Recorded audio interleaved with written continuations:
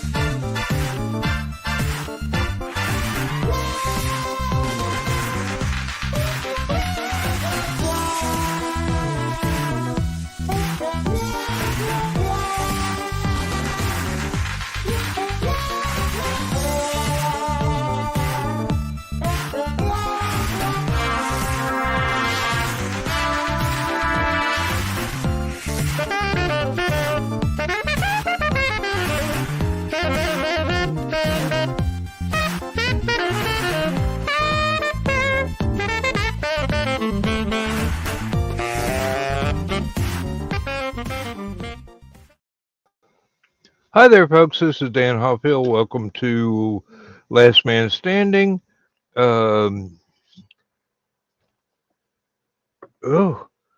Just about dropped part of the koozie. So, as soon as Joe Dog isn't busy, I'll bring him up on the screen. But he's with me for a presumably an Uncon report. And but he's got ops, so when he's ready, he can bring himself in. There we go. Told you so. And oh, sorry, I had everything muted. Oh, that's all right. I could see you looking at something. I thought you might have been on your phone. No, I ordered something a couple weeks ago from Amazon, and I never opened it, and I saw the bag laying there and couldn't remember what the hell it was. I mean, just before your show started, my computer sounds like somebody outside with a lawnmower. That's strange. Yeah. Well, let me take 3 steps over here to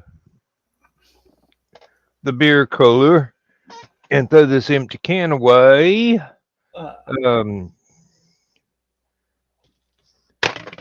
You missed all the big news about the aborted demolition of my floors. Uh-oh. And the postponement of replacing the floors. And the addition of another $4,000 in charges. They found termites. Well. Yeah. Well, intercourse. Indeed. The contractor is charging me $10,000 for himself and a 3-man crew or 2-man crew. And they work fast, so once they get started again, it won't take long. But that was for replacing the floors where it was sagging, bracing up the floor joists to where it doesn't look like the house is kind of U-shaped in the middle, and putting together my new well house, and pressure washing and repainting the front porch, which is not a bad price. Hmm. Termite, the pest control folks are going to charge me $4,000 for the original treatment and $125 a year for basically, Upkeep. yep. And it just added rather a bunch to the work I've got to do outside, but um, Yeah, that's what happens when you don't, treat your shit with arsenic anymore. this is true. There's a reason there's 100-year-old houses. Yeah. Hmm. And because of the chestnut blight, which termites will not eat, Yeah.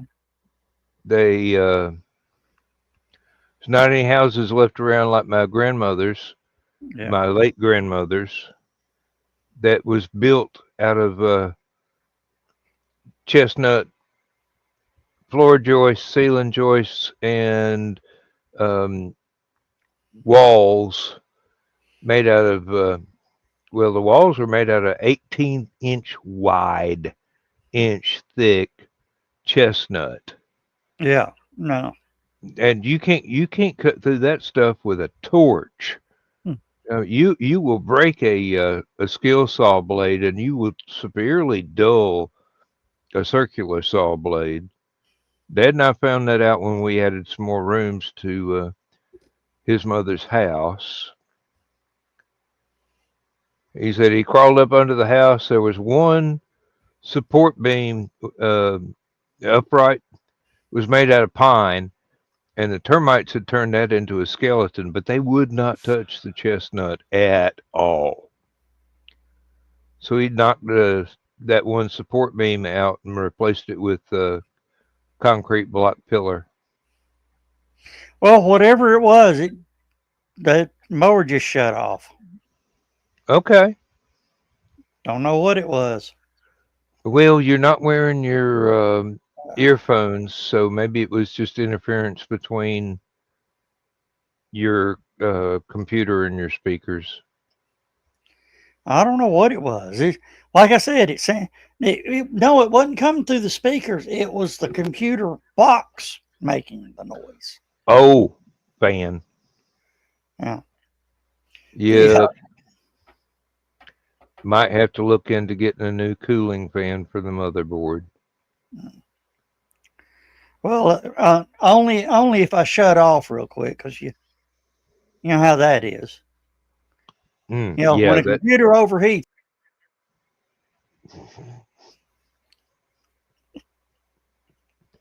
I've had that happen. No, when we said 100-year-old houses, Dan, I got to looking at it the other day. 100 years ago, there were motions to repeal prohibition. Mm-hmm. The repealing of prohibition was coming into effect, or gaining ground. Yeah. So used to everybody goes, oh, that was 100 years ago. It was a long time ago. Now, I mean, now we have such good recorded history and documentation of all of it. 100 years ago is just a blip. Well, it's always been just a blip, but especially if you consider the entire existence of recognizable humanity against geologic history, it ain't even 5 minutes. It's seconds. Yeah.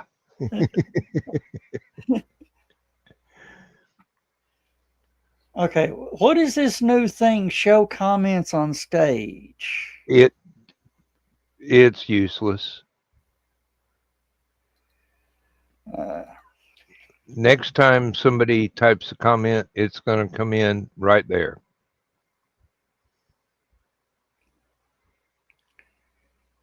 oh, okay. Well, that's sort of cool.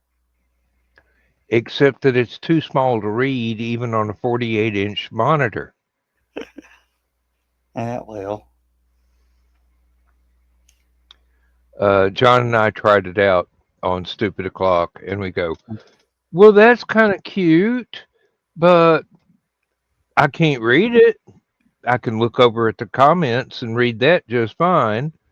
Well, that's for everybody. That's for the big main live streamers that have, couple hundred viewers at a time. I've been on live streams that had 40,000 viewers, and they would use, if they wanted to show stuff on screen, they'd be using, oh Lord, I've got a copy. What's the name of the damn program? Yeah, I know what you're talking OBS. about. OBS. The one I keep asking Carl to write a training manual for. I have used it for a couple of my videos, just going, recording something and then uploading it straight to YouTube that has nothing to do with Stupid O'Clock or Last Man Standing.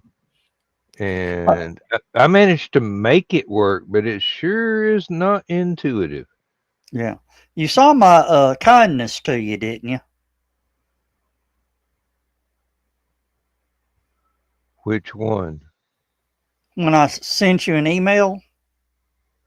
Oh, that, yes. And PayPal very kindly replied for me. Yeah.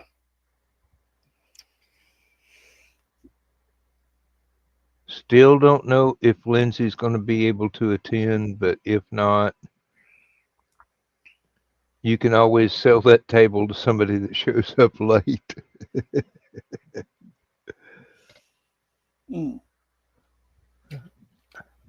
But I don't mind being prepared. And seeing as how it's Hallowcon, and yeah, evidently I got a good neighbor discount, so.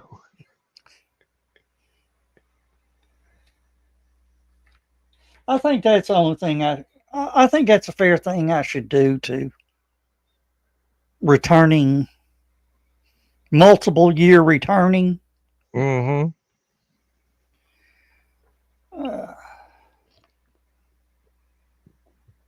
Think of it as redeeming bonus points. Yeah. May not do it next year, but I'll do it this year. Might not be able to afford to do it next year. Yeah, well. And I've already got the room booked, so that ought to help you out a little too. Yeah. And I'm not looking forward to driving to LibertyCon, but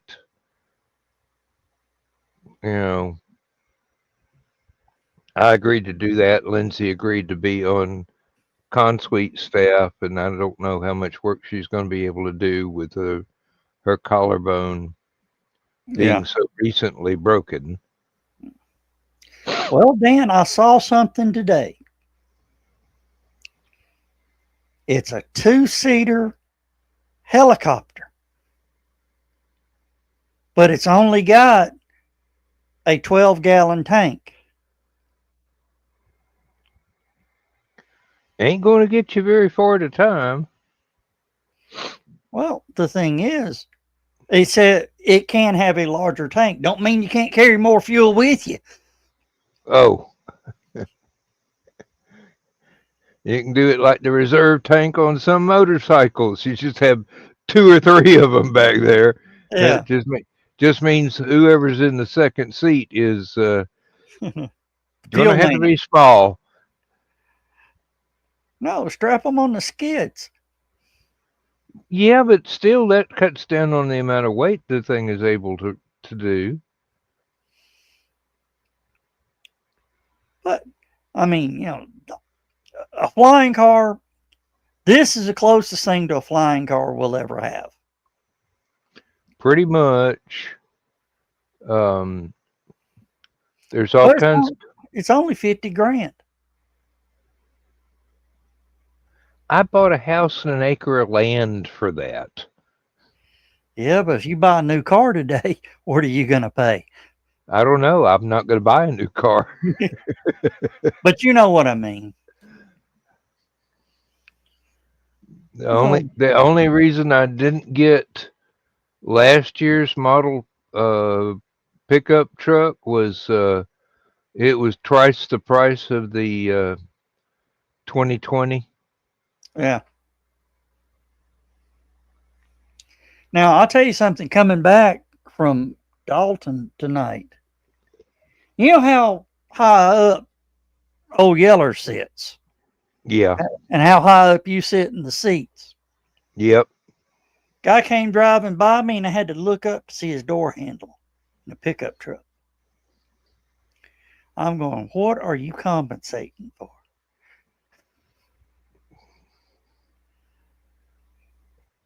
I'm actually surprised that my pickup truck is so tall. I mean, it wasn't what I wanted, but it's got great ground clearance. Trouble is, I'm going to have to put one of those bumper cameras on the front so I can see how to get into a parking space and see where the two lines are so I can line it up. Do like the rest of the truck drivers. Just hit it at an angle. Take 3 and 1. That way you can back out easier. I cannot in good confidence do that. But We used to have a guy at work that did that. So we fixed him. One of us pulled into the parking space and crawled across and got out of the car on the other side. Or no, and the other one backed in and had to crawl across to get out.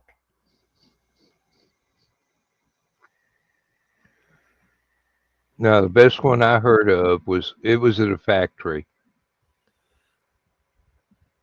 And the driver was being a bully to everybody. Yeah. So the folks on either side went out while he was busy and not able to be in the break room and see what was going on. Got a forklift and moved his car. They got one of the warehouse forklifts with the long forks. Just picked her up. Picked it up, drove it around the building, put it someplace else. Now, my dad worked construction with TVA on, long projects that's you hit the same parking lot every day for years. Mm-hmm. They had this one supervisor that drove a Volkswagen Beetle. This was late 60s, early 70s. Yeah. He was bragging about how good his gas mileage was. And then they waited until he talked about how, he had to do a tune-up on it. So for about 4 months, they kept pouring gas into his gas tank.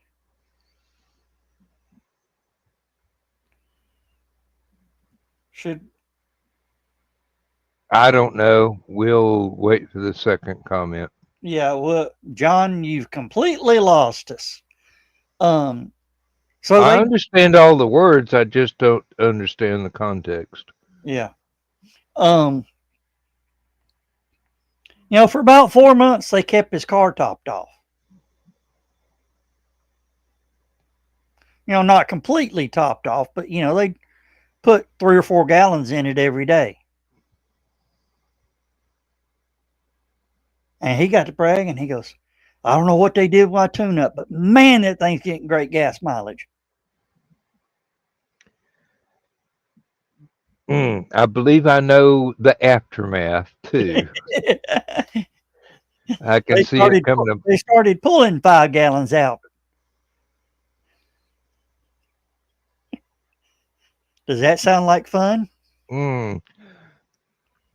Not to me, but I could certainly find it humorous from the outside looking in.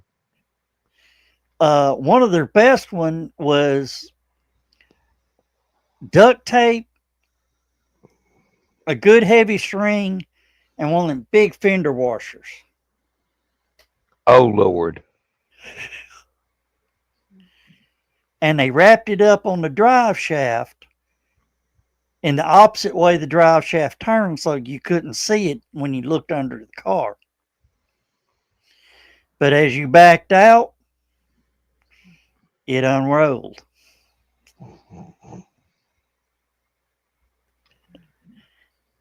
Sound like a rear end was coming out of that car.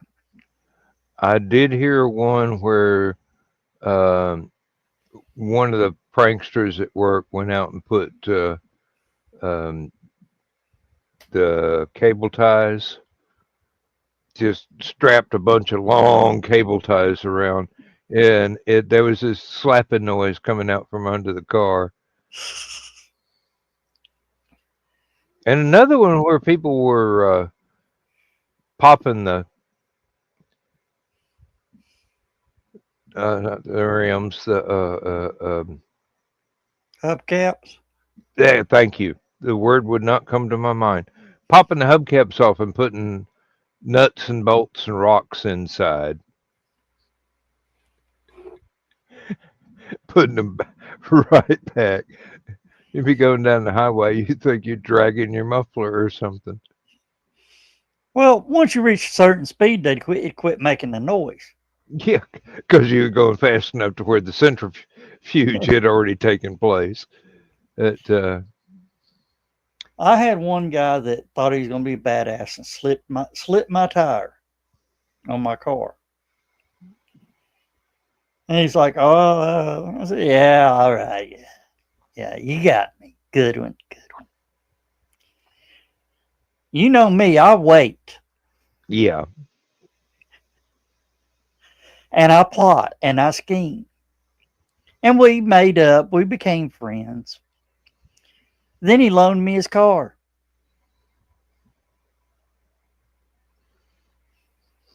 And being a good friend, I filled it up for him.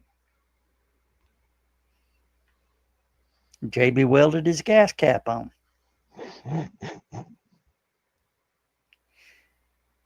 And then on one tire, I didn't run it flat, but I got it low enough that he would have to pull it off and put the spare on to get home. I JB welded some of his lug nuts on.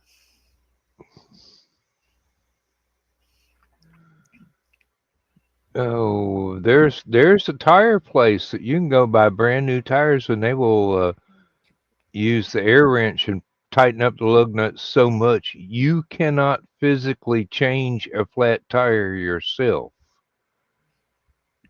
Yeah, well, those places have been getting in so much trouble for that.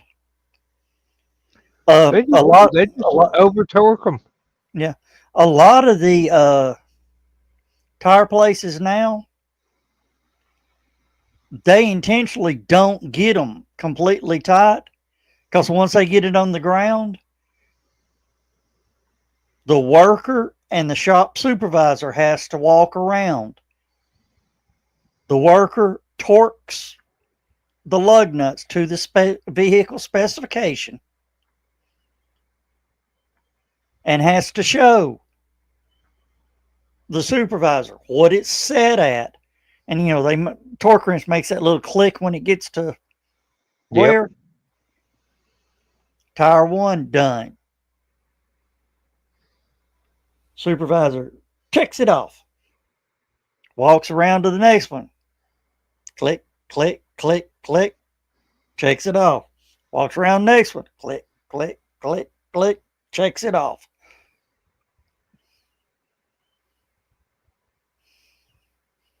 You know why they're doing that now? Why?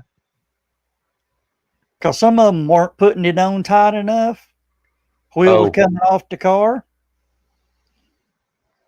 Or they got it so tight, it left them stranded. And people were suing them.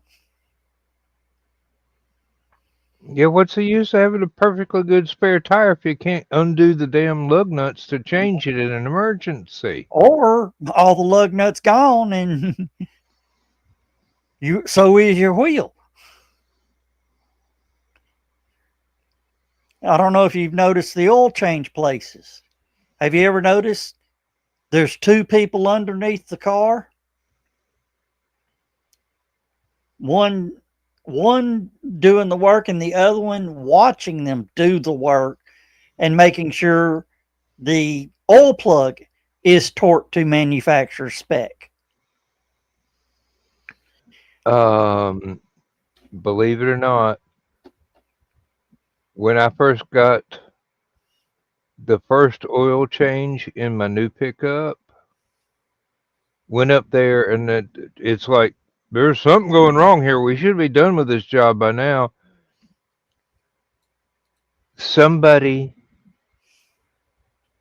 had put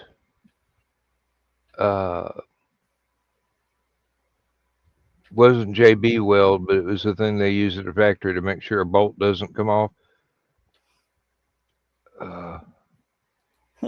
Loctite. Yeah, somebody had Loctited the drain plug, and they ruined the drain plug trying to get it off, and they finally broke it loose. And they go, "We're giving you a free drain plug because we rounded off the hex head on the other one." Oh yeah. Have you ever seen the little videos? It's Ricky and the Boss. No. It's a construction worker, and he goes. It's this big old stocky guy with the beard, and he does the second character. Ricky is one of those face altering things, and his voice is squeaky. Mm-hmm. And he goes, the pipe fitters, once you come up and loosen some bolts, they can't get them loose. And I was like, I got this. I'll go on. He went up there, he come back, got some more wrenches, headed back up to it. Then it shows the boss again. He says, Ricky, have you got it? He says, I'm working on it. He comes back. He's got a torch and a welder. And he's headed back up. He goes, it can't be tied if it's liquid.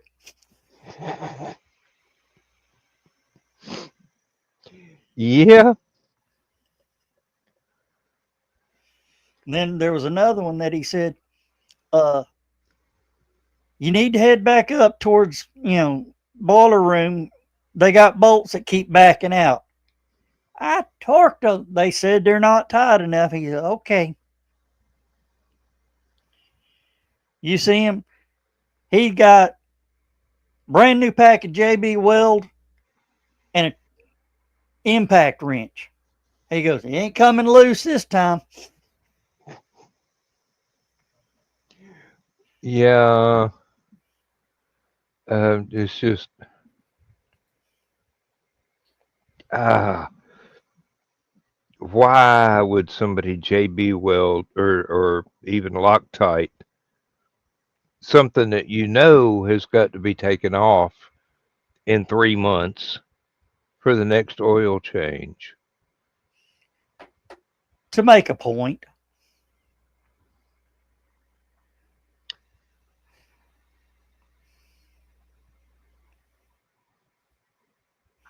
You ever seen the video where the guy takes the oil filter? You know, it's got that little wrench that goes up over the end of the oil filter and the Yeah. ratchet. He goes, "Yep, some bitch ain't cussing my wife no more."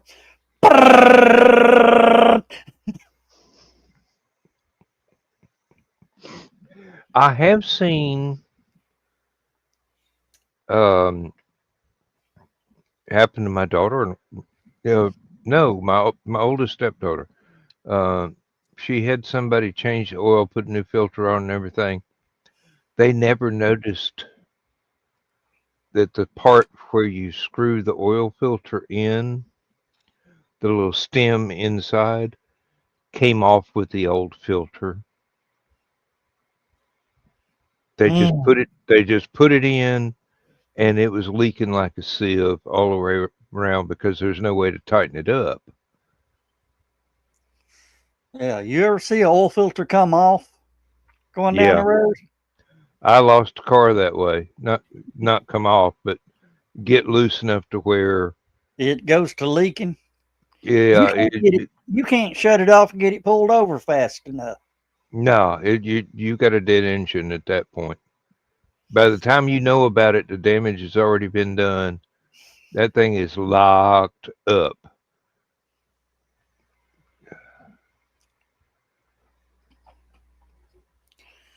I found a YouTube channel, Jim's Automotive or Automotive Machine Shop or whatever. These guys rebuild engines. And they actually go through showing you the how they bore and sleeve. You know, when you bore one out too much, they put a sleeve in. Mm-hmm. Sleeving is the coolest thing I've ever seen. I mean, they actually put the micrometer on it, and they are the exact same. The bore and the sleeve are the exact same size. I mean, down to the 10,000th of an inch. Yeah. So that's a tight fit. Yeah. I mean, you're not just gonna push it in. They have hey, there's Mike Jimmy. Yeah. Hey, stranger.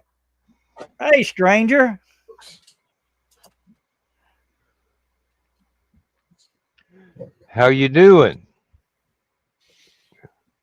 Woke up early, decided I was awake. Figured it's Friday morning. I might as well hang out. Okay. But yeah, Dan, what they do is, they have this washer that heats to melt the grease and everything off of it. And it's like an oven that just bakes everything off. They put the block in that and heat it up to like 400 degrees. They take the sleeves and put them in liquid nitrogen. That doesn't sound safe. Make it shrink, but yeah. And with the block heated up, the bore spreads. They just, they got a little pair, channel locks. Pick it up, put it on the end, put a piece of board over it, bam, seats it. It's not going to go anywhere. Yeah, because once it warms up, if they're pretty much the exact same size, it's there. The only way it's coming out is if you cut it back out. Or bore it back out. Well, that's the same thing. Hmm. You're going to have to cut it back out. I mean, and are you ever going to get an engine heated up to 450 degrees? No. I don't think so. Not without doing some major damage to it. Do not poke that bear. Exactly. I did have a Ford Thunderbird once that basically it's fill the oil and check the gas situation. I had to carry gallon jugs of water in there because it had a blown head gasket that would have cost me more than what the car was worth to get that fixed. So I just every time I got back in it after driving someplace, I put a gallon of water in it, 2 quarts of oil, make sure I had enough gas to get where I was going, and then as soon as I left there, water and oil again because it was overheating very badly, but it was still drivable. Sold that car for $100 and warned the people that bought it: if you don't put water in it and oil in it every single time you crank it up, you're going to blow up the engine. Didn't take Three long to weeks realize. later, I saw that car go by on a flatbed tow truck, and I go, "Didn't listen, did you?" Mm-hmm.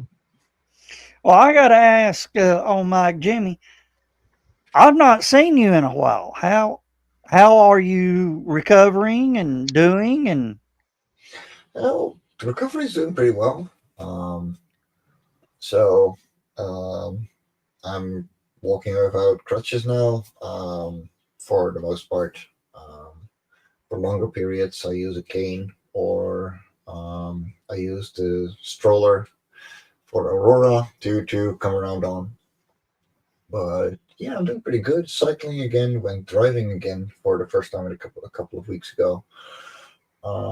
It's slowly getting there, but yeah, it's a slow process. Mm-hmm. My contract with my previous job ran out, so I'm jobless, but all the money is getting taken care of by the government and by the insurance company from the other party. Honestly, it's doing all right. Um, but I guess they call that ambulatory, being able to get around. Dan, is that? Um, I think that's the English term for it. Yeah, yeah, it pretty probably. much translates to walking wounded. Yeah. Mhm. Yeah, so there's a slight wobble in my step because the operation went from the outside in rather than going from um, the inside of your thigh, where they don't hit as many muscles. After 3 months of waiting to get this operation, like the surgery done, um, they hit some muscles that need to recover now, which weren't doing too great in the first place. Mm. But we're And getting there. without being able to walk, they're not going to recover in a hurry. Exactly. So they're getting by. Got therapy twice a week, and yeah, been active again. So I'm So able to cycle again. you said cycling like a pedal Oh yeah, cycle, yeah. like a bicycle. Believe it Bicycle. or not, that will probably help your recovery better than anything. Where did Dan go? Um, I don't yeah, know. I think I froze. It's I turned red. yeah. Oh, browser has lost connection to my camera. Ah, Well, I'll be here when you get back. I'm you might trying. you might want to just Yeah, plug it in. you may have to actually Yeah. exit the tab and come back. Okay. Um, since it's the show I started, does that mean it's going to automatically close the stream, or is it going to keep No, going? I'm here. No, I'm no. here. Okay, yeah, okay, Huh. right. I'll be Another one back as still takes an quickly as hour, like, right? possible. All right. But Uh, yeah, we're well, at least, well, the thing is, over here, this happened what, 3 months ago, 4 months ago? Your accident? well, half a year by now. It happened in November. Oh, happened in November. Okay. By now in America, you would have already contacted a lawyer. Oh yeah, no, I did. I like that. Oh, That's all been taken care of. okay. Let's see if this is Yeah, what he am I? said, Yeah,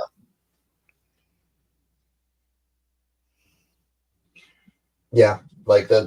That's what I do too. A lot of cycling. But I have a therapist that really focuses on the muscles that I'm not able to move very well, and I apparently have pretty bad arthritis in both my hips before the surgery or the accident.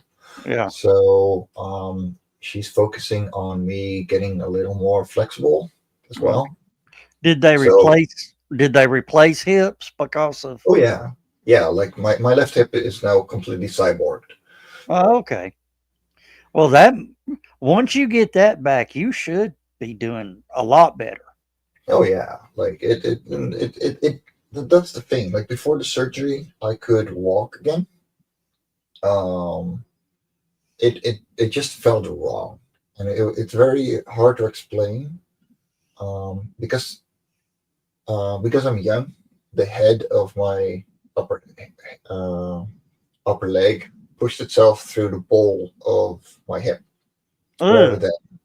than the top of your uh, upper leg breaking, which happens with older people. So they made me wait at least 6 weeks, which turned into 3 months. Mm. Um, so I could walk again. I could get by. I was doing pretty well. Um, and honestly, recovering from that was a lot heavier than the entire surgery and the whole aftermath of that. But so I was walking around. It just felt wrong. Like it didn't fit. It was clunky. And the moment I had my surgery, um, even like the first day, while I was completely out of it and I was not doing well, that was gone. So I could immediately feel the difference, and I'm still feeling it now. It's just that the muscles all around it are so stiff and underdeveloped at this point that I just need to really push myself. Um, so yeah, yesterday I wanted to hit up some friends and work out, and 2 days ago I wanted to go cycling with Aurora. So um, I put her little kitty seat on the um, back of the mountain bike. So that's turning some faces. Didn't work out either because the navigation that I was using just decided to completely screw up. But yeah, I'm getting there. I'm moving, and I'm really enjoying being able to go outside. And yeah, we moved houses because it's an apartment on the fourth floor with no elevator. Does not work. No, no, Um, no. Not with bad so hips and broke legs and all that other stuff.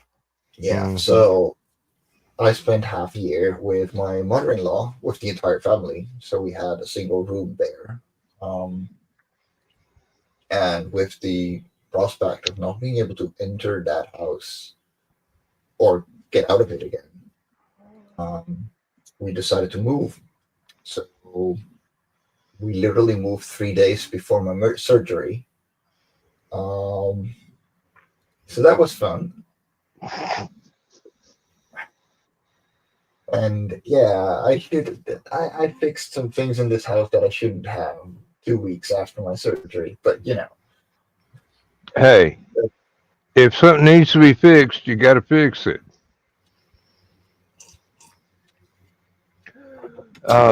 Did you highlight Thesis' comment while I was gone? yeah. Yes. Okay, good, So, good. if you remember the wall library that we have, it's partially there. Look, even 2 weeks after surgery, if I put down a chair across those pipes, I can still cut them. My arms are fine. It's not like I feel anything. I was still on painkillers. So yeah, we got things done, but and we had a lot of help. Like there's some seriously wonderful people that helped us out. And the entire move got paid for by insurance because we would not have moved without this happening.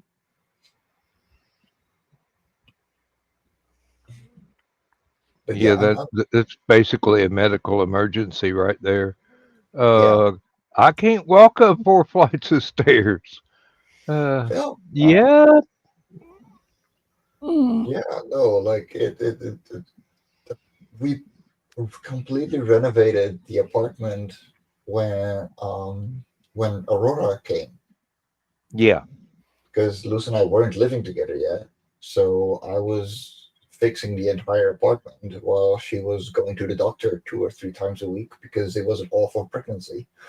Um, like that was my entire 2023, right up until the little girl was born. So we didn't have to move. In fact, we were living pretty pleasantly there. We completely upgraded. Like this is an attic. I've never had an attic before.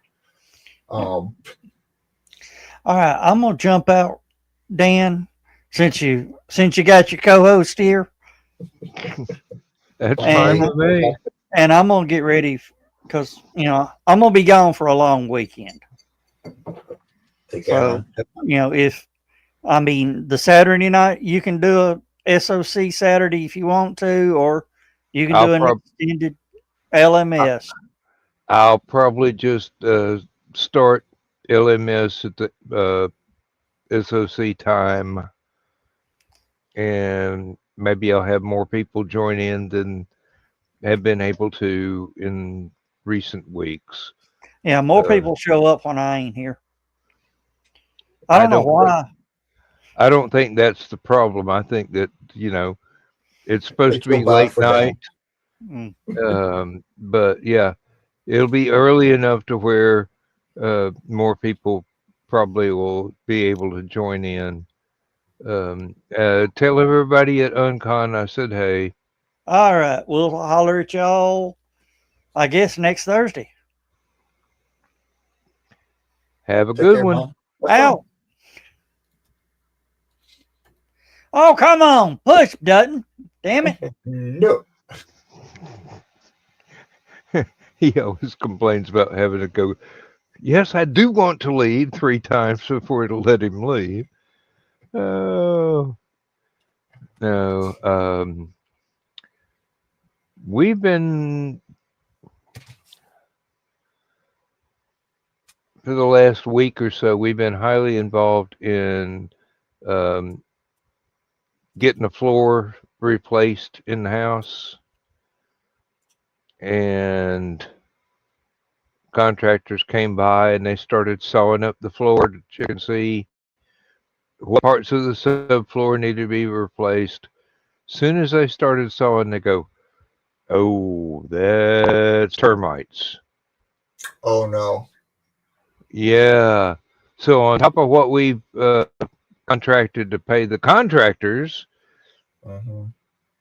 gonna And have I to needed.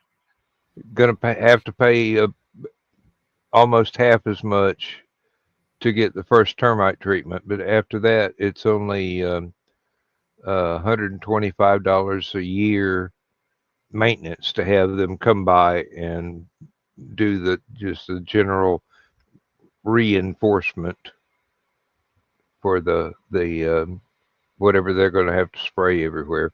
but they're going to do a lot of work for that. That's Contractors are going to pull up all the floor in 3 rooms and the hallway, and the termite folks are going to come out and tear up the moisture barrier that's been laying there for over 50 years, put brand new down, patch up the insulation underneath the house, and that's after they do the termite spray. So, I'm gonna get value for money out of Fair these enough. crews, but Lindsay's going, I don't know where we're gonna come up with that kind of money. And I just look at her and go, this is why I've been saving for a rainy day. We just had a cloud burst. Might be time to pull some of that out. It's not like I'm never going to be able to replace it again. Just because I'm retired does not mean I don't have an income of some kind. I mean, fair. Like, don't put all your eggs in one basket. No. I don't even have all my eggs in 2 baskets. It's more like 4. Works. Hey, I've almost got one high interest savings account up to where I get enough interest every month off of that, where within 2 months it'll add another $1,000 to the savings account. And I intend to bump up the principal in that savings account to where every month there's an extra $1,000 coming out of it instead of every 2 months. I mean, going into it, just let it keep building up. And eventually, there'll be enough built up to where I can just pay off all the credit cards, which doesn't mean I'm not going to keep using them, or my wife is not going to keep using them, and not even have to pull anything out of the checking account. Just pay it from the interest on the high interest savings. We've got another savings account. Well, I've got one. We've got a joint savings account, which has got more than enough money to cover all this stuff. But it only gets about 50 cents a month interest on it. I'm going, I could move all of that over to the other one, but since it's a shared account, when Lindsay needs extra money, I can move stuff around, and it's real easy. I can do it all online.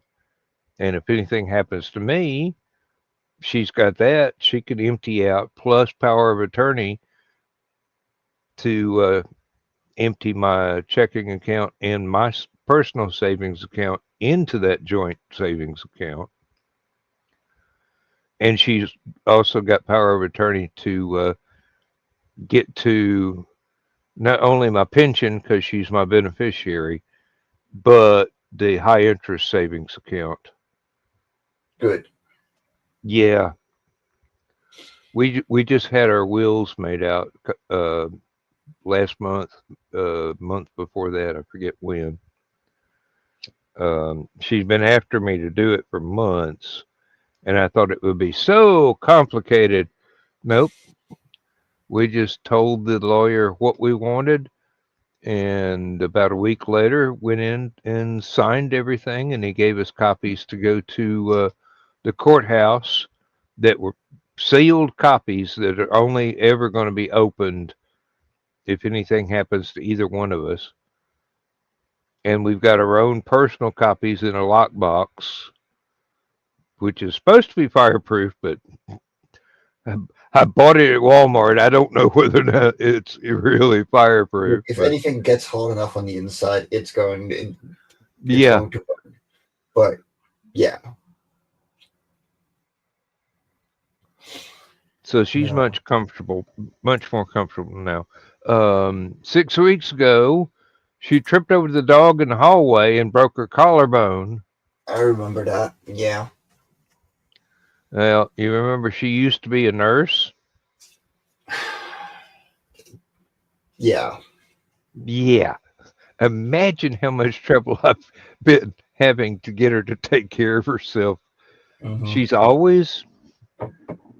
She has continually been overexerting herself instead of, honey, keep your sling on, sit in a lazy boy, watch your soap operas. It's only 6 weeks. It's not like you were going to college again. That reminds me, breaking my arm, well, my elbow, while in the middle of renovating my apartment in 2023. What do you mean I can't paint with my arm plastered up? I get another one. Haven't y'all Actually, heard of spray paint? that was nice. We actually did have a good floor, so I didn't want to ruin it. Yeah, I It's a can lot see of paper. that. Well, once we get the termites eradicated, we'll have a good floor. Good. Living room, dining room, bathroom, and the hallway. Of course, the hallway means I've got to empty out 2 bookshelves. And one of them is screwed to the wall. Of course it is. Yes, because I built it. And I Look, you don't don't want want to be. those things falling over. I do not want to be walking down the hallway and 10,000 paperback books fall on my head. I had to explain to Luz why, like, so in the living room, she has a very old bookshelf, which is concrete blocks from the 70s with straight planks on it. Works. I got nothing to say on that. What I do have something to say on is her going, yeah, it's gonna be strong. Like it's gonna be sort of like as a house. Like I can put whatever on it. I'm like, no, the top shelves you're going to anchor down to the wall. Why? Because we have a toddler coming up that is going to want to climb it. No, she doesn't. Look, it can go wrong. It can go right 1,000 times. It's not about the 1,000 times it goes right. It's about the one time it goes wrong. It's the same reason I'm closing up the downstairs staircase. So the one from the from the first floor to the attic is already closed up. So they got planks behind the stairs. Downstairs it doesn't. And Luz is like, yeah, well, it's gonna be very dark behind it. I'm like, nobody cares. That door is open 99% of the time. Close it off. Because it's gonna go wrong once. Mm-hmm. The single time it's going to matter. She disagrees. I don't care. Really, I've got my entertainment center that I built myself with an L-shaped shelf bracket anchored into wall studs and anchored into the back of the entertainment center. Yeah. That sucker's not coming over. It ain't moving. No. I mean, I don't care. There's 2 shelves of vinyl records on the bottom, keeping it mostly stable.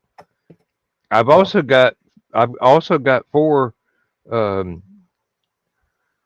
1970s era stereo speakers up there that I've had to replace the speakers in the cabinets 2 or 3 times in my lifetime.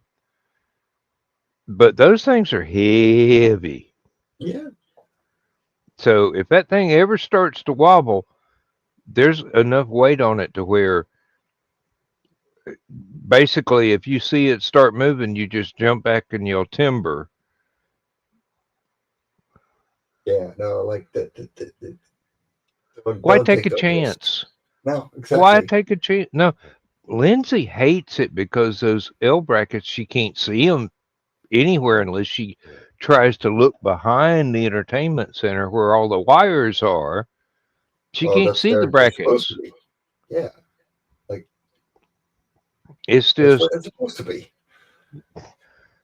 it's secure. All the bookshelves that I built have been um anchored into wall studs. Um, the only things that are not anchored into the wall are shelves I built to go with the fireplace, and they're not very tall. Mhm.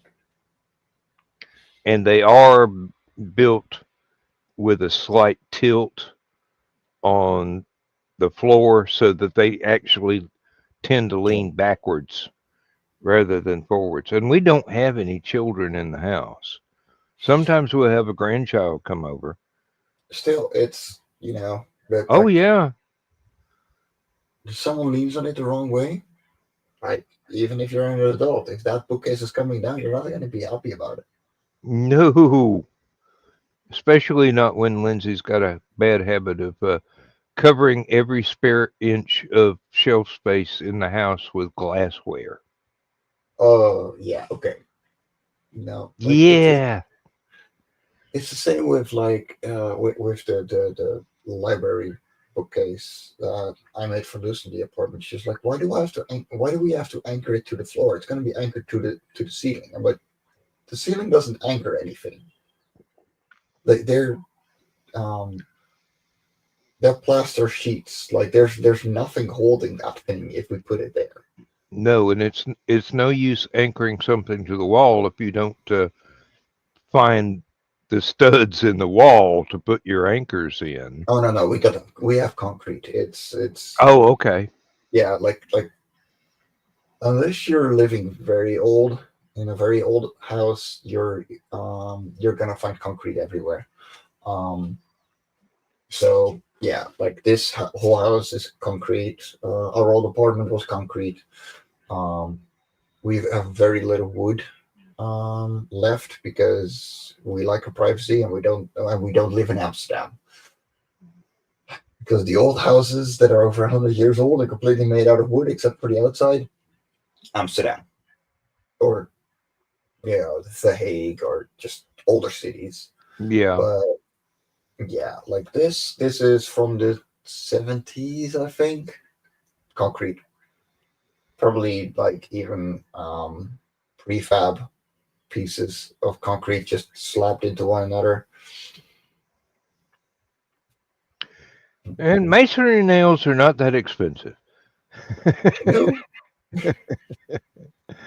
No, this house was built, I think it was the early 60s, and it was built by the Department of Housing and Urban Development, which is a U.S. government program. so When I it's cheap. first, oh yes, it's definitely cheap. Um, I had to replace some bits and pieces of the floor before. I got down to the subfloor and I realized this thing is made out of spare parts from other construction jobs. It's put Yeah. together like a jigsaw puzzle. If we take off an inch of that, it's gonna fit here.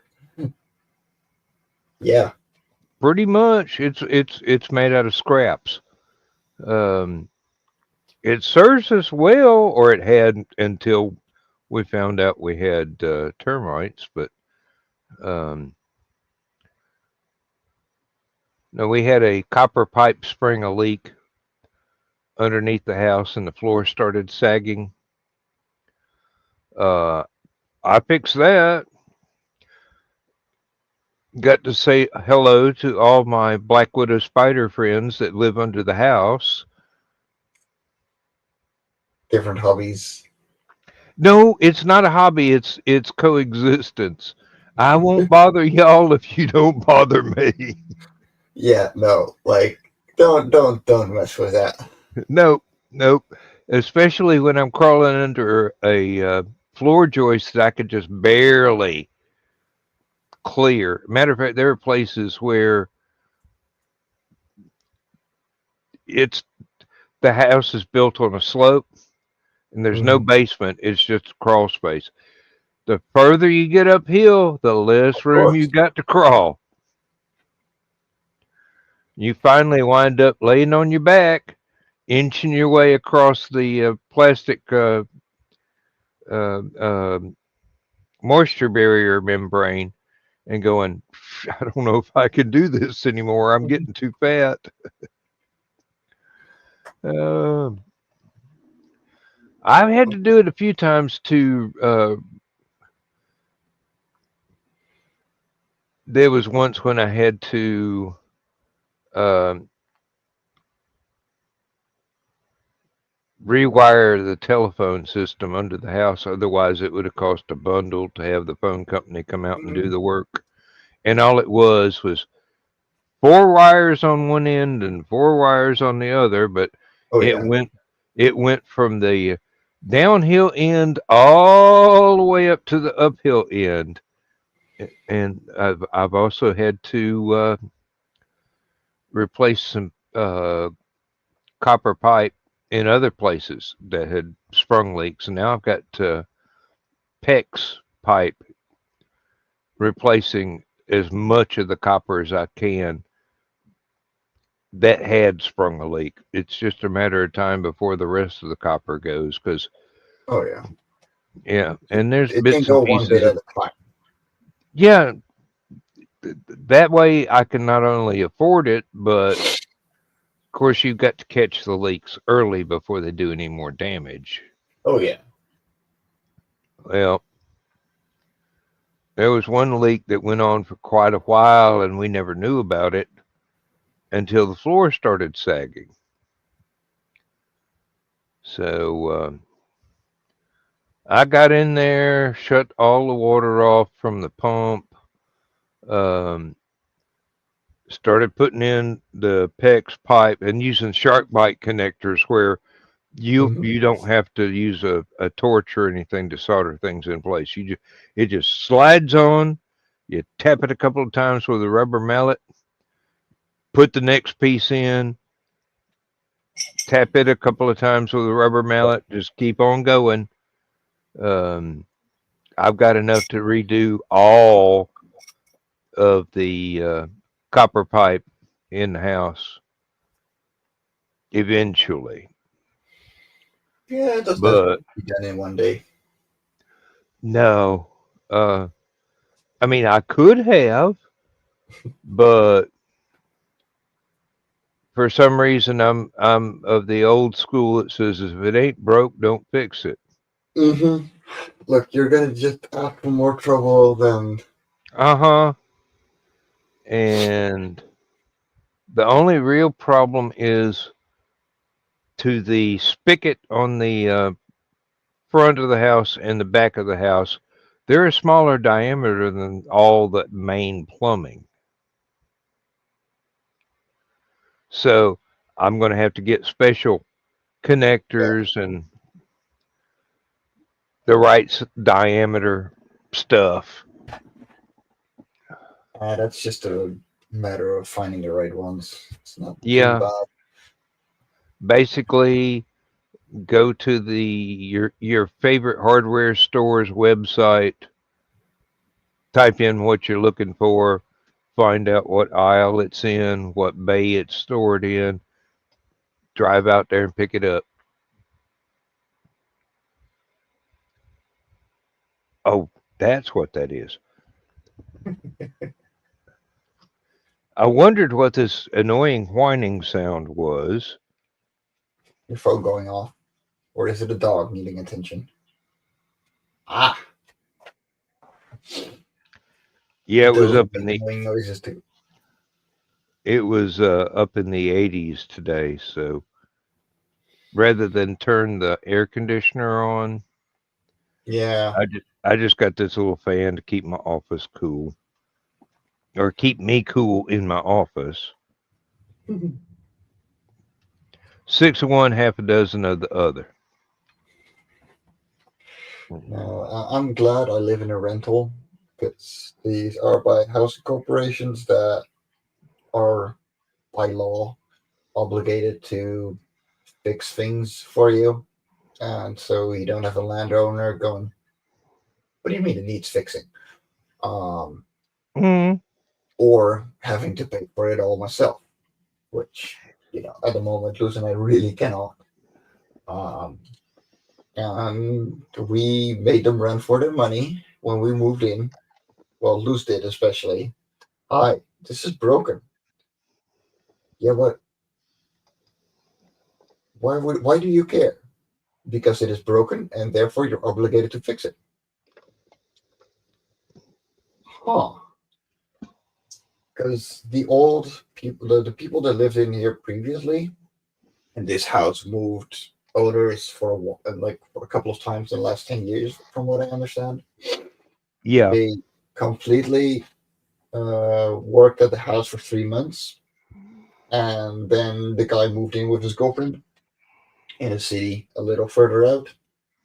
So everything on the first floor was looking decent, wasn't looking great. They kind of did half a decent job. Um, but the attic was, uh, yeah, pretty much empty. They had this wall in, they had this room that they made, um, like, got laminate flooring and anything. But the front of the attic where you walk up, there was no flooring, there was um, really nothing. So that took a lot of extra. We painted everything. We put in the bookshelves and everything. The kitchen has 3 extra cabinets because we were lacking space. Luz and I both love to cook. Mm.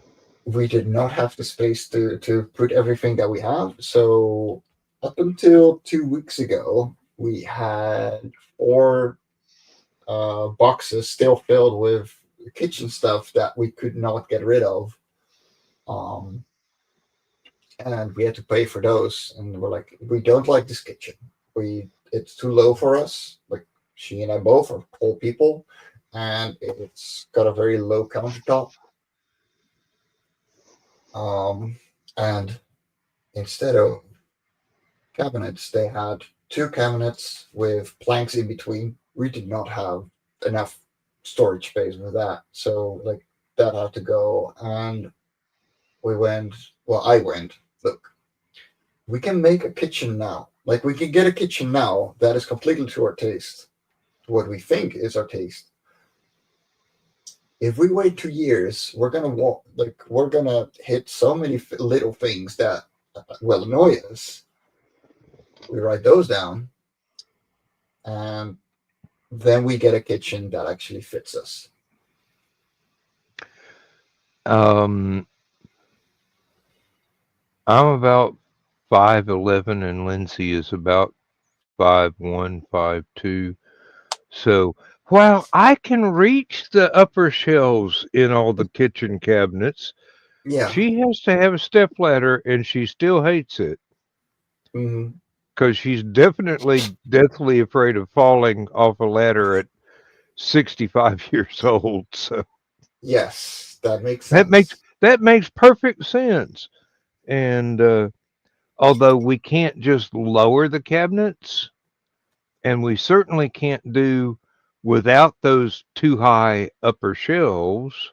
Mm-hmm. Um, I bought a little, almost like a wardrobe cabinet, Mm-hmm. but it's kind of tall and skinny for her to put extra stuff in. Yeah, it works.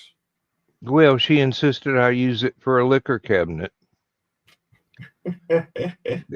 It was full of empty bottles, and finally I got a liquor cabinet, glass fronted liquor cabinet, and she's not yet adjusted to the fact that it doesn't have to be in that one that she wanted it to be a liquor cabinet.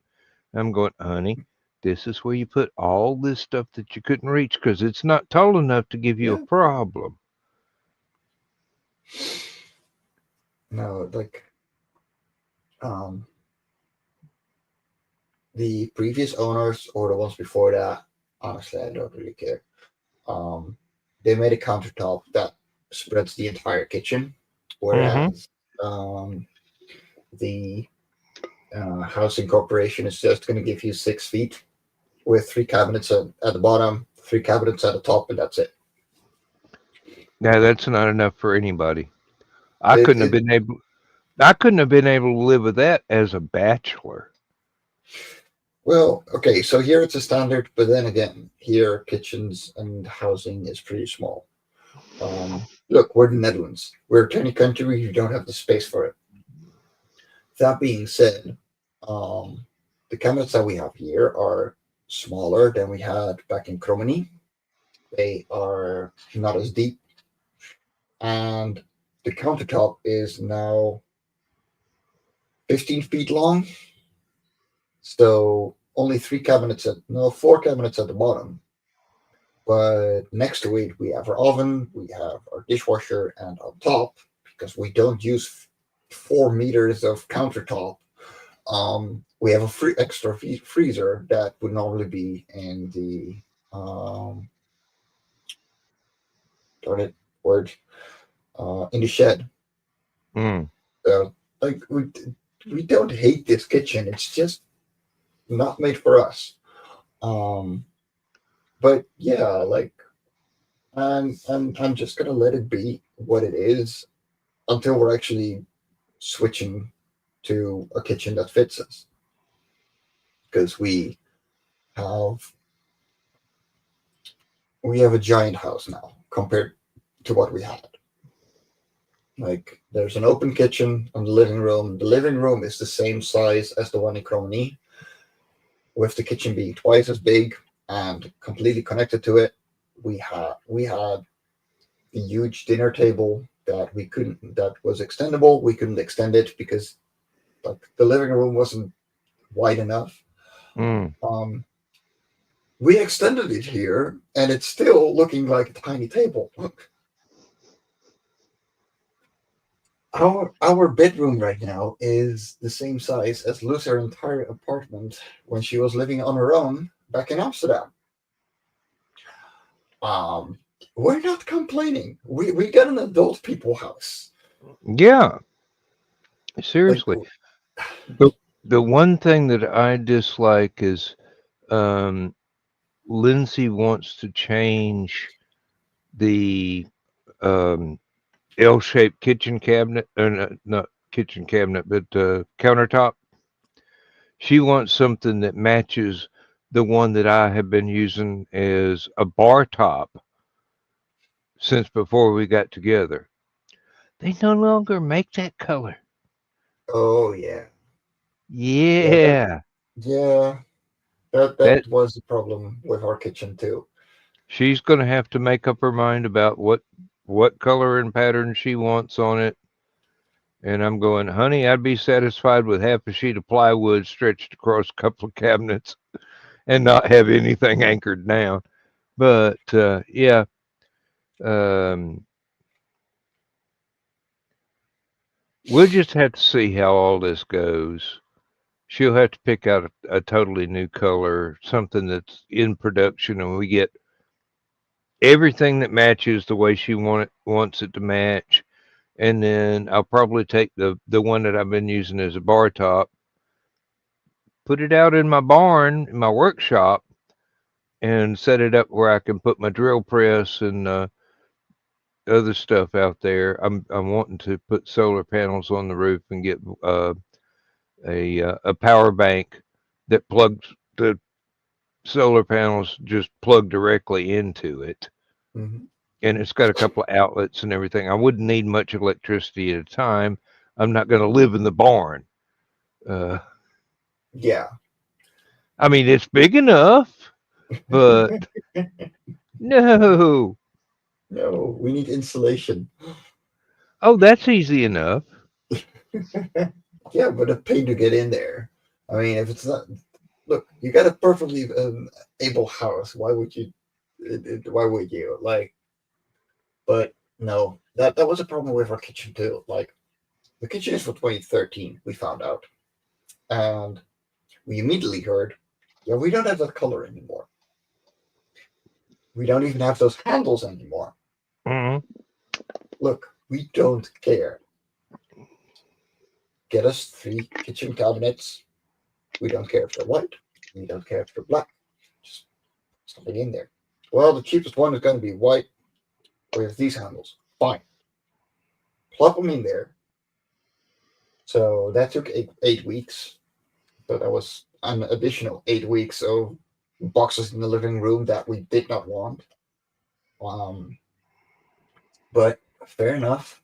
And they put them in, and actually they're fine. Like, if you didn't know better, you would have thought, like, yeah, They were they're part of the custom kitchen. built in. Yeah. Oh. But yeah, we're gonna give it 2 years, and then we're gonna make a pretty kitchen that fits us. Because yeah, we're not planning on moving. We weren't planning on moving it from Cromany, but life happened. But Yeah, as it so often does. yeah, but like here we can put down a um, hospital bed in the living room and still have space to walk around. Well, what I normally do, I'll get the unfinished cabinets and stain them myself. And then what I did the last time I was doing anything with it, I made it single cabinet on one side, double cabinet on the other, lay the countertop across it, put a beer fridge underneath it, tall dorm fridge, basically. Yeah. And the only thing I object to in this house is it was wired up in the wrong era. There are not enough outlets. And to add more outlets, you would be straining the existing circuit breakers, which calls for an electrical contractor to come out and fix all that to make sure the house doesn't catch on fire. So yeah, if I was building this place on my own, um, before they ever laid the floor down, they'd have done the termite control and had a service out here every year to, basically reload. And then there'd have been 2 to 3 times as many electrical outlets in the office and about the same in the kitchen because you always got kitchen stuff you need to plug in. The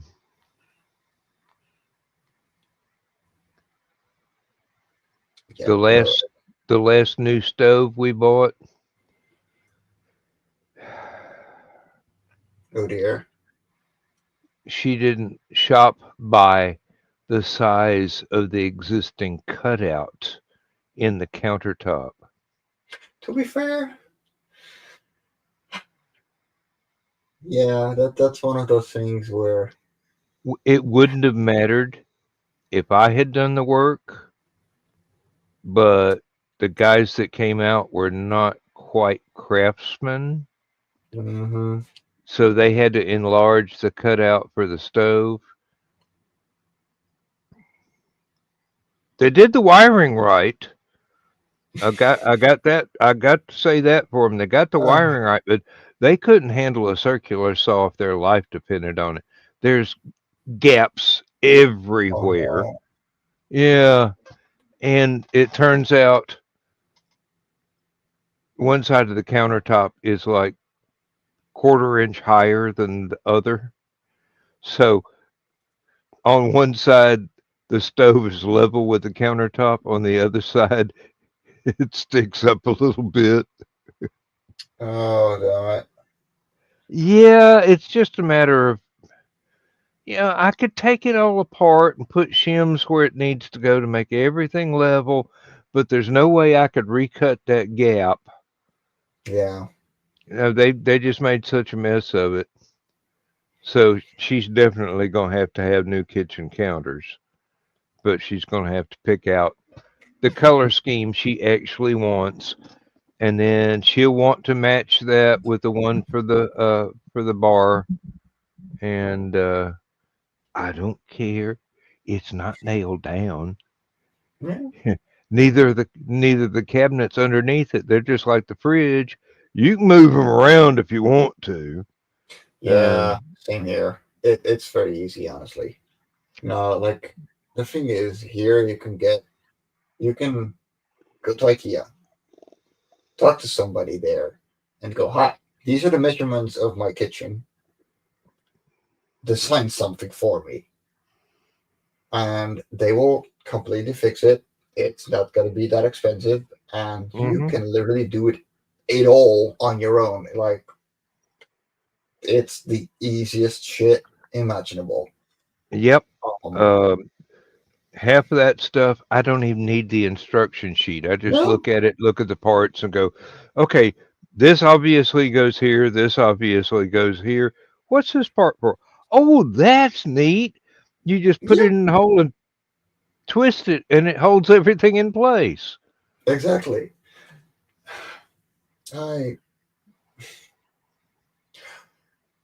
About 4 weeks after my surgery, we put together a closet for my mother-in-law because she had two old Billy shelves that she was using for her fabric. She makes a lot of quilts. It's her thing and it's her hobby, and she does amazing things. She made a beautiful wedding quilt for Luce and I that we use regularly because it's very comfy. And a ton of other things like she does foster care, and every single one of her foster children pretty much gets a quilt of their own. Hmm. So I'm very lucky with my mother-in-law. Um, but yeah, those billies were starting to crumble. Because yeah, they're old, and so we ordered a new closet that was to the sizes that she needed, and we had to put it together. And Lewis was like, "Yeah, where's the instructions?" And there's this single A4 piece of paper that did not explain things well. Thank fuck I was a mover for 3.5 years, and I had to put closets together that were way more intricate Hmm. than this and a lot less logical. But yeah, that those closets like the closets that make like the IKEA closets that make with and like get um, um, they get dubbed the force makers. This thing was worse, and Luke and I did not last long together. Mm. It yeah, but like That's one reason why I like to build my own furniture. I mean, shelves are easy. yeah, I don't have the skill to do a lazy boy, but or anything upholstery related. But bookshelves, hmm, basically, you're just building a ladder that isn't skinny and tall. yeah, no, like it's um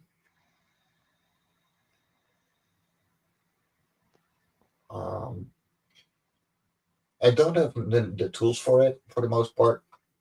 Because I lived in an apartment. Where would I put my tools? Um, but yeah, like Luce likes to do woodworking. She does a bit of renovating for furniture and stuff like that, which means that there's a ton of things with my mother-in-law still that are Luce's that need to have a touch up, and then it can be used or sold. But time and stuff and priorities. Yep. Oh, speaking of quilts, sorry to backtrack. Yeah, no. Uh, my mom still has a baby blanket that her sisters and her mother quilted for me, and then embroidered my first name and the year I was born on it. I mean, it wasn't very big because it was for a baby, but Yeah, mom, mom still got that packed away and preserved. Um, and I remember lots of times barely being able to walk around in my granny's house because they had this big quilt loom set up in the living room. All they had to do is not obstruct Granddaddy's view of the football game, and they could do anything they wanted in there. But yeah, it's an old family tradition, basically, in Tennessee and Kentucky and the Carolinas, where if you need something, you make it yourself. yeah, no, it's um one of the things that my mother-in-law loves to collect are actual quilt magazines from the US because damn, there's some amazing stuff in there. But Tell me about it. no, she actually quilts like the fabrics that she patches together by hand, Hmm. which is insane. She actually um, outsourced quilting our wedding quilt, and that was such a bad experience because the person who did it was like she did not do a good job. Which, if you did 100 plus hours patching all kinds of fabrics together, you don't want somebody to screw up all your work with the quilting it of it. Hmm. So that was a shame. No, But yeah. I think Granny and both of her daughters that live nearby to her, they had entire closets Mhm. that had nothing but little swatches of fabric, and they'd piece those out to the right shapes and pin them together and sew them, then get the batting that goes in the middle, Oh yeah, then get the backing, and then hand sew everything exactly.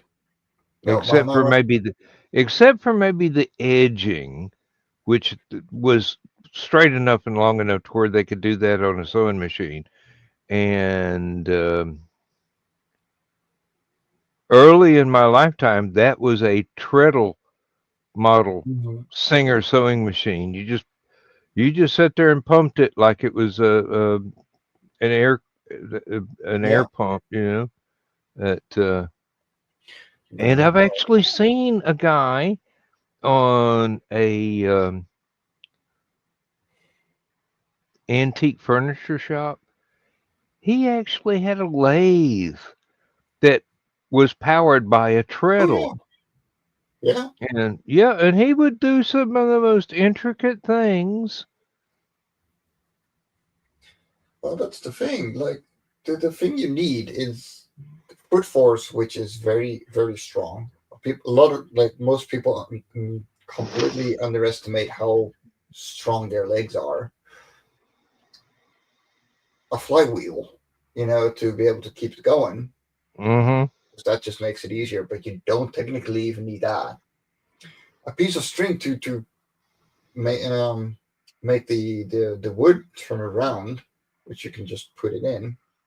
Um, and the right tools to actually cut. Like Yeah, the This right can stuff be to made do the very quickly carving and with. very easily. Yeah, now Dad was a machinist, so he used very expensive, very heavy lathes and drill presses and things like that. But he could look at an old Singer treadle sewing machine or this guy's um, treadle lathe, and he understood every bit and piece that went in it. Yeah. No, like this is showing something real quick. So this is all you need.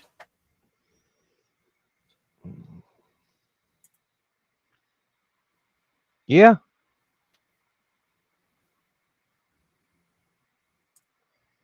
So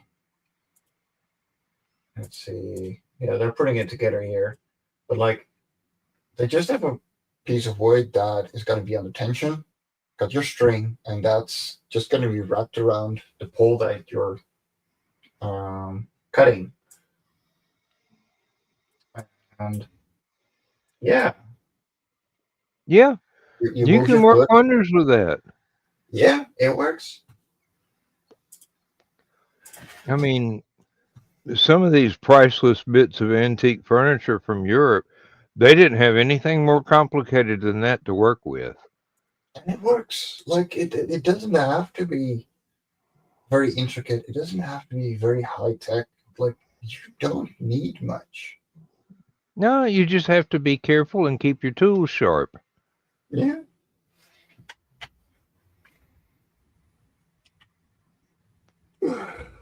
Oh boy. Well, starting to feel that I woke up at 4:45. Yeah. Time for your second cup of coffee? Yeah, but then I would have to go downstairs for 10 minutes. And Aurora is gonna come up in about an hour, so Yeah, and I promised Lou she could sleep in today. Aurora's I going to disagree. understand completely. Um, God, I couldn't even count the number of children I've helped raise. Um, or grandchildren or great grandchildren. Seriously, one of my granddaughters is about to enter her senior year in high school, and I remember when she was just a little bitty toddler. Um, my niece, my sister's daughter, she's already been to art school, and she's looking for a job in animation. Mm. At she had her sights set on Disney or Pixar, and they should have taken a more serious look at her what she's already done while she was in college because she's got talent. Um, but no jobs were in the offing. So, No, it's such a small pool. It's not worth it. And mm, while very hard to be sustainable, indie animation is where it's at right when it comes to first of all creativity hmm and for a big part money. The problem with indie animation is it's unsustainable. There is so much work going in that needs to be community driven. It needs to be community funded, which is one of the things I'm struggling with too. Like, no, I know, I yeah, know. it's just like Well, you do have one advantage is that you've got several people that are writing scripts, basically. yeah. Well, Uh, that's the thing. Like, I only want this single one to be done because one, it's for me to learn what I'm doing, and it's for me to show people what Life on Korra can look like. hmm But um, it's just the one. Like this already has taken 3 years so far. Yep, and It'll probably take several more. Well, the thing is, Well, I I'm. mean, you're picking up tips and tricks so that you can Oh shorten the yeah. work, but basically you're having to learn from almost nothing. Uh, um, yeah, like I'm gonna go to bed, honey.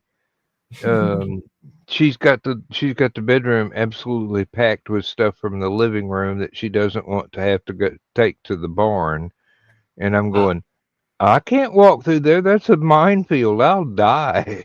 I'll trip over something and break my neck. oh Uh, dear. it's all right. It's only temporary. Um, basically, I'll probably just sleep in my desk chair tonight, intentionally this time. Um, hey, she's asleep in the lazy boy in the living room. It's one of the few things we haven't moved. At I'm going sleep. I could probably lay down in the hallway with a pillow and I'll be fine. I've slept on granite rock before and been fine. Of course, I wasn't 67 at the time either. It does not help. Well, it just makes it harder to get up. Mhm. But I've got a walker here. I could unfold it and use it as a ladder to get up on. Um, too narrow. It's too narrow to use it. It's too wide to be used in between the bookshelves in the hallway. But if you use it sideways, you can make it. Um, I am nothing if not eminently practical. Yeah, I may be lazy, but I'm very practical. Um and she does not understand the craftsman mentality. She thinks all this stuff is easy, you know. Oh, And I'm going, no, honey. Not only do I have to have the trim to do what you want to do, I have to mix the paint by hand because mm, nobody's going to make what I need in the right colors. I'll have to get this, put a dab of this and a dab of that and a dab of the other thing, and make it all match the color scheme that I've got picked out in my head for what I'm trying to do. yeah. Like, here's the thing. Like, I will use the word easy because I know the steps it takes. So I'm practical like that. But easy isn't the same as not taking a lot of time. Mm-hmm. So Luz will be like, "Yeah, I want to do this, this, and this." I'm like, "Yeah, that's easy enough. It's just gonna take a while." The same with the shed. Like she wants shelving in. She wants the other half of the bookshelf put in there because right now they're just raggedy, old shelves that should not have lasted for more than 10 years in Crony already. Um, Look, we were cheap and I moved in with so little care. Um, it didn't matter, but now we need something stronger. And it's like, Believe me, I was a college kid at one time. Couple of concrete blocks and uh, exactly. um, 1 by 12 for shelves worked just fine, as long as you didn't get absolutely drunk and fall against it. Helps. But like, yeah, that's something that needs to be done. And she wants shelving, she wants extra logs, and she wants like I want the downstairs staircase done.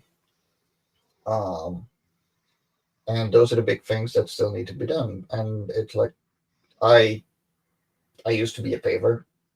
I Yeah. did garden decorating and the stuff like that.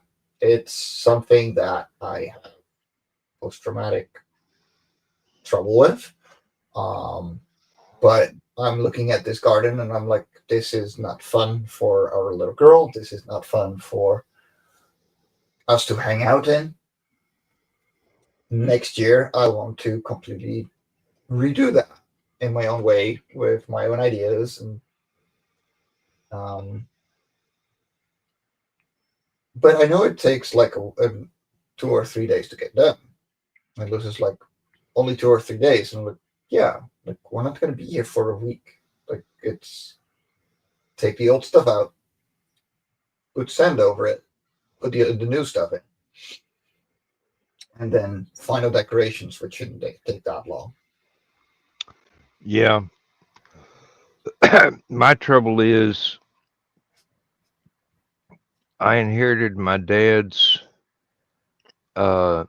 desire for perfection and my mom's artistic talent. So I want to be able to do all this decorative stuff on what's basically pretty simple design of, well, it's like our dining room table and the three-sided bench seat. I built those out of some scrap wood. It was a shipping crate, and it's strong as all get out. It's heavy as all get out. And over the years, I finally got to stain it the color I wanted, and then I finally got to add the trim work that I wanted. I mean, it was part of the original vision, but I didn't have the resources, I didn't have the tools, so I had to wait. Yeah.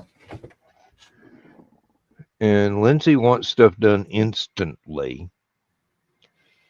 And I keep trying to tell her Rome was not burned in a day. No, it's same. Then again, I couldn't do much. And right now, my only time off is on Mondays when Aurora goes to my mother-in-law since this week. And on Tuesdays, when I have a ton of appointments and Aurora is off to a daycare. So those are my 2 days that I'm off. And otherwise, it's whenever Aurora is taking a nap. I'm not going to use heavy machinery when my little girl is taking a nap. No, and that's why I'm taking my time so much out with my little barbecue pergola. I mean, I've got the cast iron stove out there. I'm not finished putting up all the reinforcements for the stovepipe. It means I can't have walls because coal and wood burn really hot in a cast iron stove. I've got a charcoal grill that I built out of concrete blocks, and it's also going to throw off a little bit of heat too, so I don't want to enclose anything. But we pulled the fan and light, the exhaust hood off of our old stove. So I've got that laying around. I'm going to paint it up to match the rest of the thing. I'm going to make an overhead cabinet to attach that to right over the charcoal grill. I had to decide what size everything was going to be and how to connect it up to everything else. Yep, I even drew blueprints. I was a drafting student in college. It's no problem. I think in 3 dimensions. It's just getting the measurements right and then double checking them to make sure that you're not a quarter inch off on something. Exactly. And working by myself because my wife is too short to help. I'm actually going to have to make the tools to put everything together. So I'm going to need like a T-shaped 2x4 with a rounded bottom on it so I can get it almost exactly in place and then use my sledgehammer and tap it over till it's right exactly in place. And it's all got to be painted first because once it gets put in place, it's going to be real hard to paint the top and the inside of the cabinets. Oh yeah. Outside, no problem. Inside, that's going to be a tight reach. Especially since I had decided not to use any extra pieces in the corners of everything, except there's got to be one in the center of the back so that I can actually fasten the back. It's going to be L brackets. And I have decided that before I put the thing together, all the pieces are going to have to be painted. The horizontals on the L brackets are going to have to be screwed in place. Then I can put the back on and the sides on and have plenty of room for the drill to put the screws in. Oh, and almost all my power tools are now battery operated. It makes life easier. It does. Not having to worry about using a circular saw and being careful you don't cut the cord in half. Mm-hmm. Yeah, one of my lifelong fears. Yeah. No.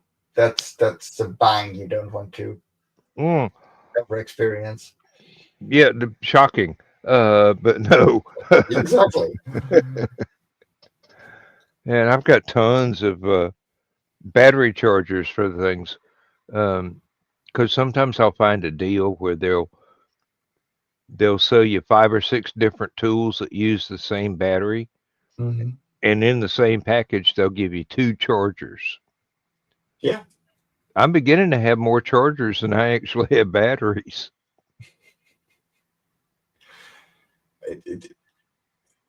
The thing is, like, the tools are the cheap part. It's the batteries that are expensive. Exactly.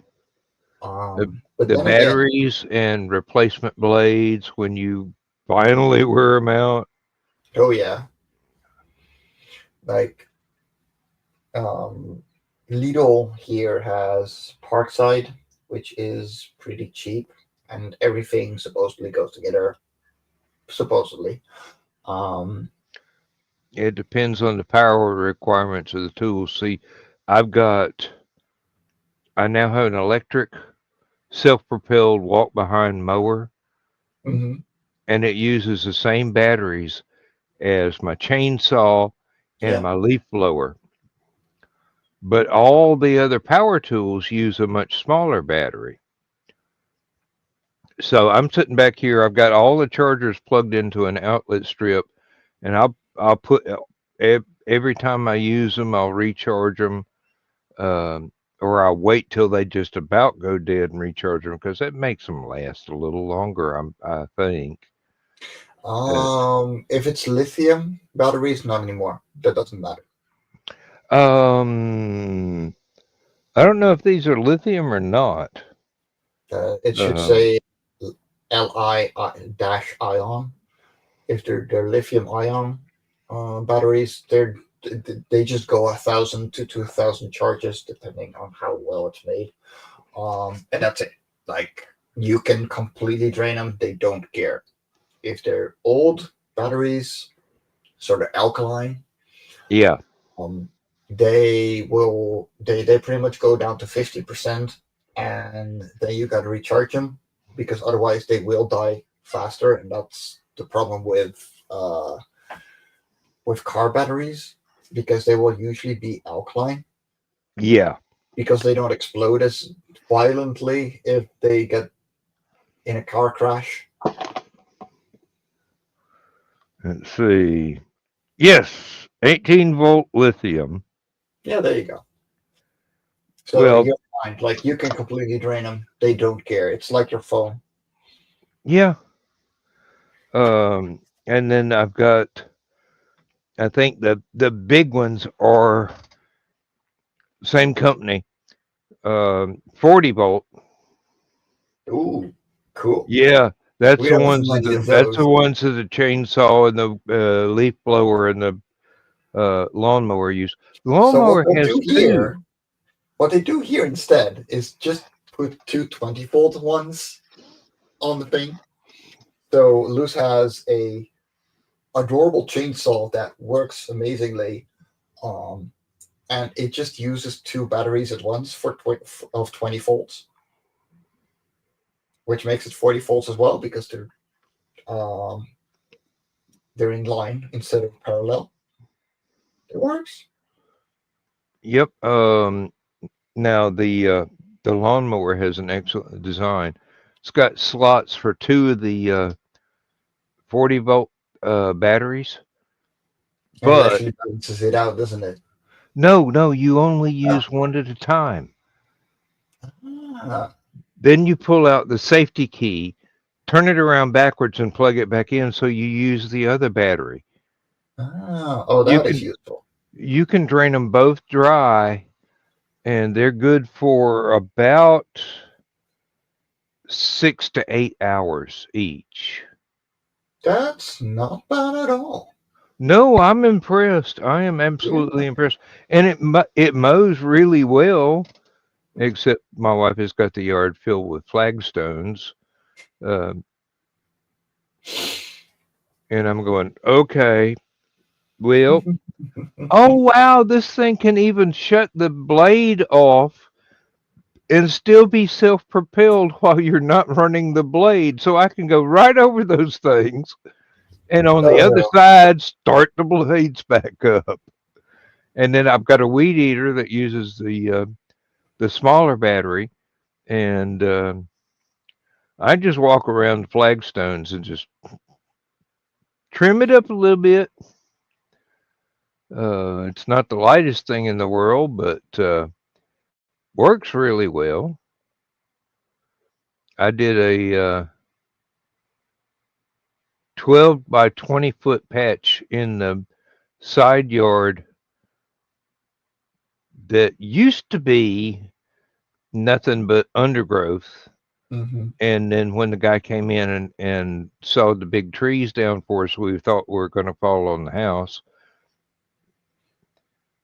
It started coming up in weeds because no grass has ever been planted there. Mm. So yeah, and I did that in about 30 minutes with a weed eater. Oh yeah. I didn't even bother to get the lawnmower out. But when we got the barn put in place, made sure there was enough room to get in between the barn Hmm. and the hedge bushes. So you know, So you could clean everything. Yeah.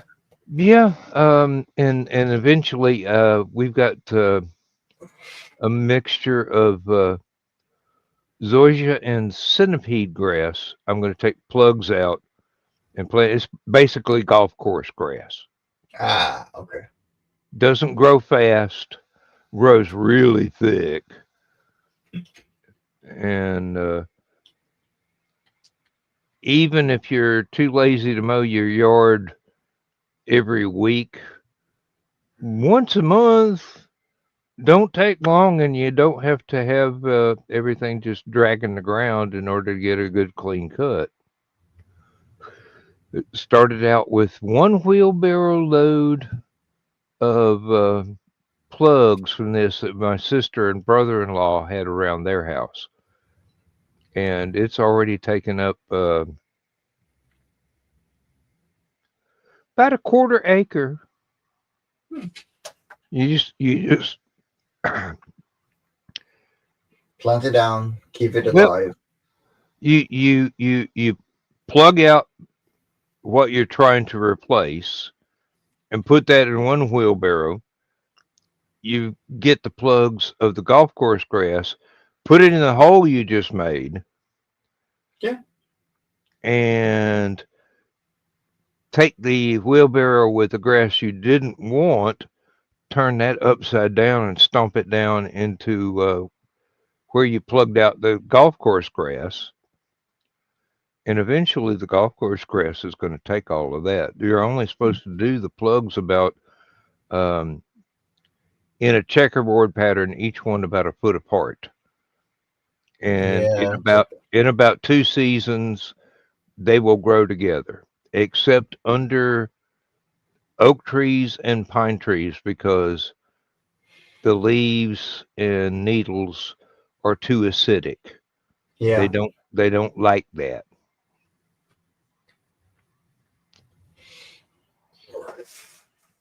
Plus, the oak trees soak up all of the damn nutrients within 100 miles. Yeah, they do. I love oak trees, but it's hard to plant a garden underneath one. Got one flower bed out front. It's in I forget if it's a hexagon or octagon pattern around the base of the tree. Put down the landscaping cloth, filled it up with potting soil, had beautiful flower beds for 2 years. After that, the oak tree done soaked up all the nutrients. I'm not surprised. No, they're Big very hungry. 65. Yeah. Well, I'm starting to get notifications of a little girl being awake. Well, we've done 2 hours, so it's about time for me to end the show anyway. Thank you for joining me. I really appreciate Yeah. your company. Always appreciated and always fun to be here. And hopefully I'll be around Sunday as well. Oh, that would be Okay. nice. Yeah, we'll see.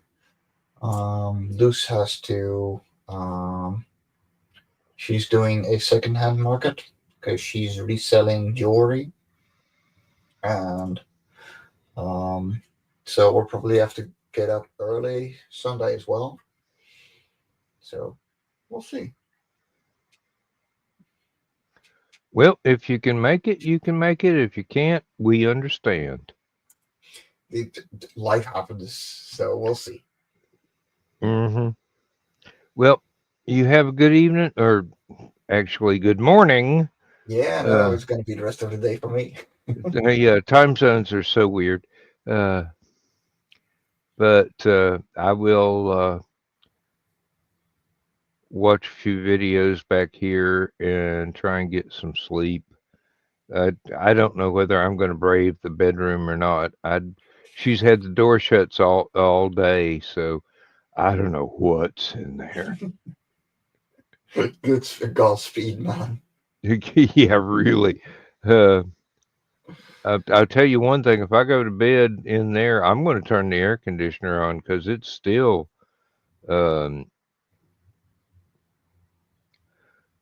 almost 29 Celsius in the house. Oof. Yeah. Okay. I like warm weather, but I don't like it when I'm trying to sleep. No, like it's the same. And I'm one of those people that only sleeps with heavy weight over the upper body. Does not help if it's 30 degrees out. No. If you got summertime heat wave weather, yeah, that's not going to be very viable right there. Exactly. Like, and that's an improvement on this house as well. Like, it's very well insulated. They completely renovated it like 2 or 3 years ago. The attic was very warm in March and April when we were here, and now it's nice and cool. So we're doing pretty good. The only room that's really getting hot is Aurora's room. So we have to see how we can block out the sun a little more. But that's something that we're just gonna brainstorm on. And she's doing fine. Otherwise, we just don't put her in a sleeping bag, and she's good. Yeah. Well, good night for me. Good morning for you. Take care. And whatever time zone the audience is in, have a good one. Take care, lovelies. There You know all it the is. buttons. I'm trying. Transmission overload. System will shut down.